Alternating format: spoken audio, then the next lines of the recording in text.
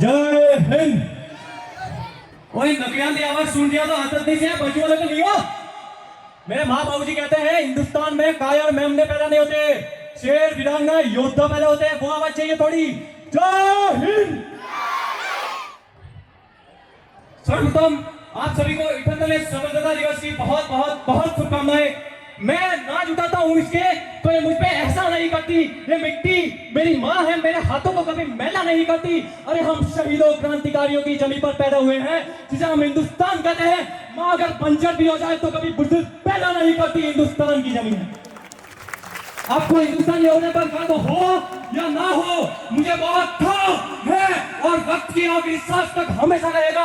और पंडित बिस्मिल साहब की वो पंक्तियां सुनाता हूँ कि ना चाहूं मानव दुनिया में, ना चाहूं स्वर्ग को जाना, मुझे बढ़ते ये माता रहूं भारत का दीवाना। और अगर मेरा 7वां जन्म 1000 1 लाख बार हो मेरा जन्म, तो मां मुझे वो इस भारत में ही आना, मुझे वो इस भारत में ही आना। अब आजादी के मकालों को याद करते हैं, क्या वो झुककर करें सलाम उन्हें जिनका ये मुकाम आता है। अरे बहुत खुश नसीब होते हैं वो लोग जिनका लहू इस वतन के काम आता है। और जब तक माटी के पुतले जिस्म में ईमान जिंदा है, तभी तक तेरे मेरे वतन की तरक्की का अरमान जिंदा है।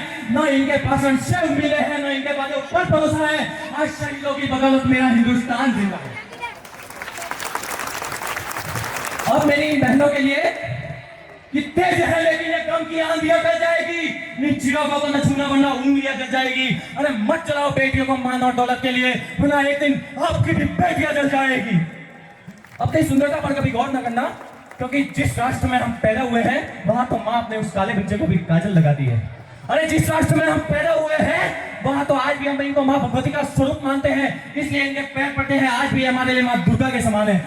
तो आप सभी से मेरी एक हाथ जोड़कर विनती है, बहनों, औरतों, बुजुर्गों और सिपाहियों का हमेशा सम्मान करना। क्योंकि जिस राष्ट्र में बहनों, बुजुर्गों और सिपाहियों का सम्मान नहीं होता, समझ लो पतन की ओर जा रहा है। तो राखी आने वाली है, करो बुजुर्गों की इज्जत, वरना शादियों में पगड़ी कौन बांधेगा। अरे बहनों की करो दिल से इज्जत यारो, वरना इन कलाइयों पर राखी कौन बांधेगा।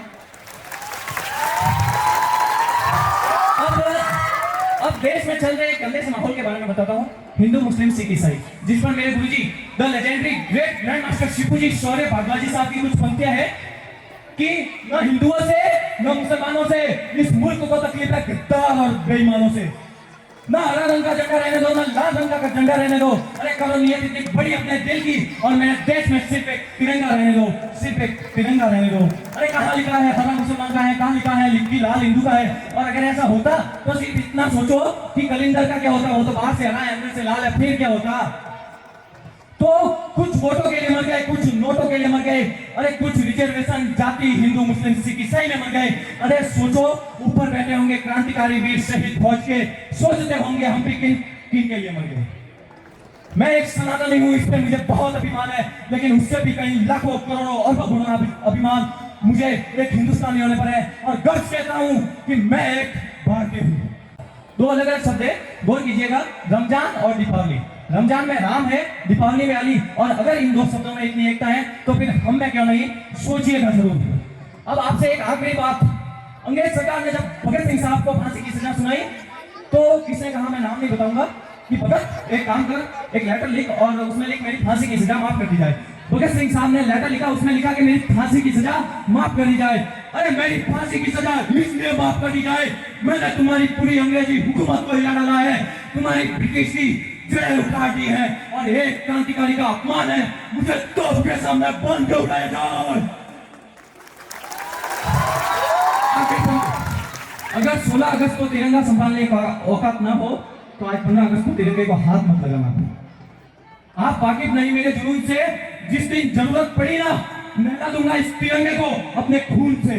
जय हिंद, वंदे इंकलाब, भारत माता के जय हिंद। बहुत बहुत आभार।